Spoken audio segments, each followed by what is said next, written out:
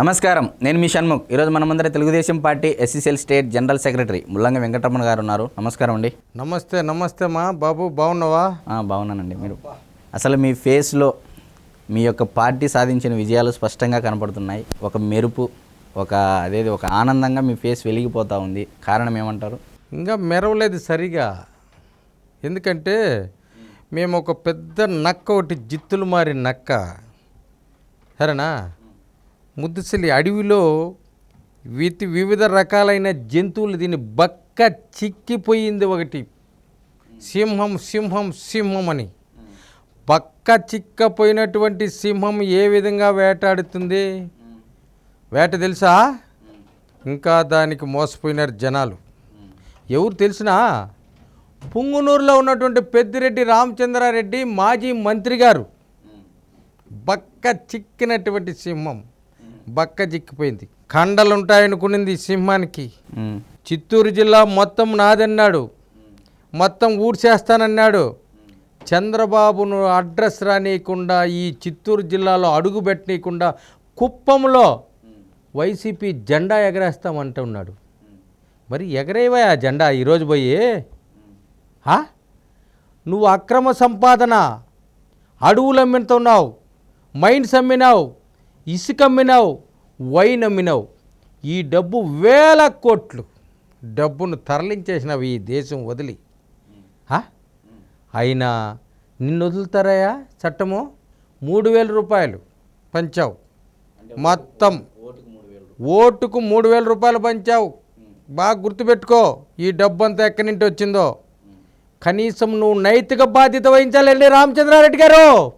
నైతిక బాధ్యత వహించి రాజీనామా చేయి. ఏమనుకుంటున్నావు?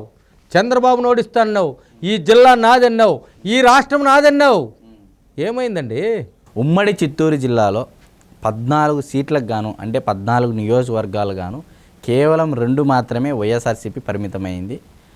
12 సీట్లు ఏకపక్షంగా చంద్రబాబు నాయుడు గారికి కట్టబెట్టడం జరిగింది. మరి ఈసారి పసుపు కుంకుమ 2 చంద్రబాబు గారికి చిత్తూరు ప్రజలు కట్టబెట్టారు. మరి దానిపై మీ స్పందన? అయ్యా, ఈ రాష్ట్రమే పసుపుమయమైపోయింది. కల కల కల కల కల అని ఉండదు. వాళ్ళ ముఖాలు వెల వెల వెల వెల వెల పోతూ ఉన్నాయి.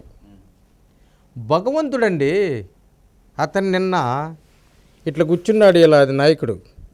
ప్రజలు, అక్కమ్మలు, చెల్లెలు, అవ్వ తాతలు ఏమైపోయినాయో ఓట్లు. నీ చెల్లి ఏమైందిరా నాయనా? జగను, నీ చెల్లెలేమైందా? ఆ చెల్లిని అడిగిపోయా. ఇతర చెల్లెలేంది? అవ్వ తాతలు, మరి నీ పెద్దమ్మ, నీ తాత, నీ చిన్నాయన దిగుతూ అడిగిపోయా. పోయి వివేకానంద రెడ్డిని అడుగు, ఎందుకు ఈ విధంగా జరిగిపోయిందని. అతనితో పోయి కలిసిరా.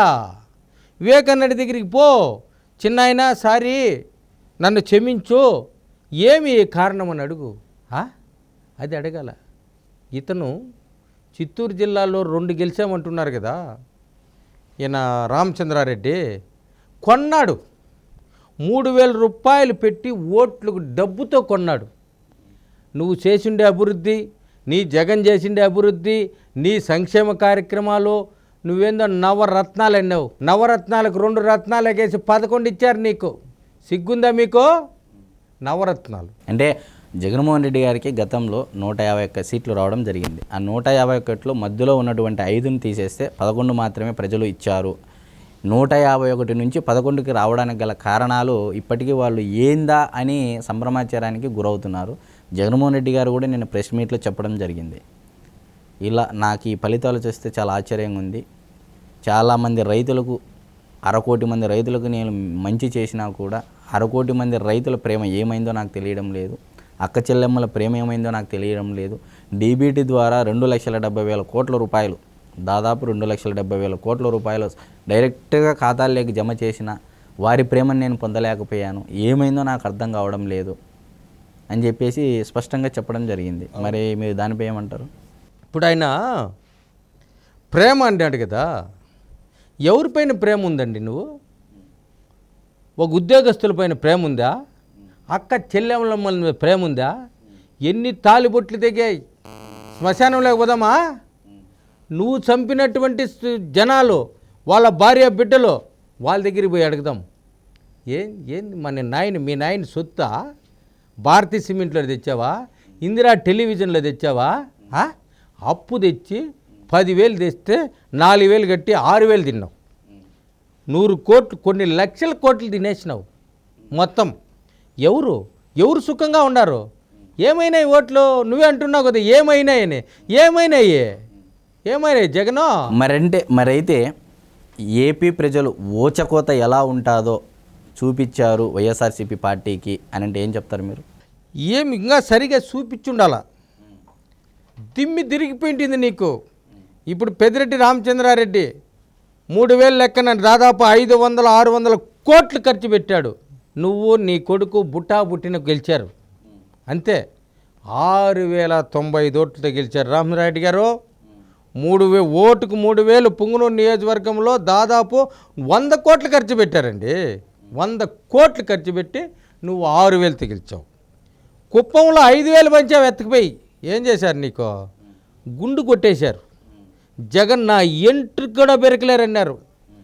11 ఎంట్రుకలు ఉన్నాయి నీకు తలపైన, 11. జగన్ మీ నాయకుడికి రామచంద్రారెడ్డి గారు 11 ఉన్నాయి. నువ్వు అనుకుంటున్నావేమో గెలిచిపోయినామని. మరి జగన్మోహన్ రెడ్డి గారు గతంలో నా వెంట్రుక కూడా పీకలేరు అని అనడం జరిగింది. నేడు అన్ని వెంట్రుకలే మీరు ఉన్నాయి తల మీద అని చెప్పి చెప్పడం జరుగుతూ ఉంది. మరి దీన్ని ఏ విధంగా తీసుకుంటారు మీరు? అతనికి 11 ఎంట్రుకలు కాదండి, మొత్తం బొచ్చు గుండు కొట్టేసినారు. సరేనా? గుండుకు సగం గుండు. దాన్ని ఏమంటారంటే భగవంతుడి దగ్గరికి పోయి వెంకటేశ్వర స్వామి దగ్గర మొక్కుబడి వెంట్రుకలు ఇచ్చేది వేరు, ఒక తప్పు చేస్తే గుండు కొట్టేది వేరు. నువ్వే చెప్పావు మైక్లో నా వెంట్రుక పెరెక్కలేరు అని. నీ స్థాయికి పవన్ కళ్యాణ్ని 4 పెళ్ళాలు అంటావు. మరే బుద్ధి లేనోడా, పెళ్ళాలితేమో పని. నీ చెల్లెలు అంటుంది ఒరే ముండమోపి నా కొడక, ఏంది పెళ్ళాలితే ఏం పనిరా నాయన నీకు అని మాట్లాడుతోంది. బుద్ధి మరి నిన్న మాట్లాడేదే దత్తపుత్రుడు, ఒక ముసలివాడు, దత్తపుత్రుడు బానిసని. మరి నిన్నేందయ్యా చేతులు కట్టుకునిట్ట, కోట్లు కట్టుకునిట్ట? అరే జగన్ ఏంది బా ఇట్లెందుకు కట్టుకుంటువా ఇట్లా? ఇదే ఏమైపోయింది నీ పౌరుషము? జగన్ ఏమైపోయింది నీ పౌరుషమునే? ఇప్పుడు కూడా ఉండాలా? ఓడిపోయినా ఒక మనిషి చచ్చిపోయేటప్పుడు కూడా భగవంతుని కోరాలా, నాయనా నేను చచ్చిపోయేటప్పుడు భగవంతుడా నువ్వే నా కంటికి కనపడాలన్నా. నీ సావులో కూడా ధైర్యం రావాలా, నీ ఓటమిలో ధైర్యం రావాలా. ఇదేంది ఇది జైల్లో అంటే నీకు అలవాటే కదా. హలో ఆడు పిలుస్తాడు జగన్మోహన్ రెడ్డి. Yes sir. ఇది నీ బతుకు.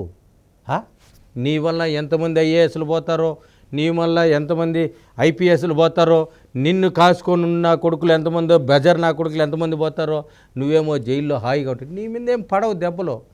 పాప మాకు పుంగనూరులో 120 రోజులు 3 నెలలు 600 మంది మీద కేసు పెట్టావు, అంగల్లో పెట్టావు. ఇవన్నీ మళ్ళీ మేము ఇవ్వాలి కదా.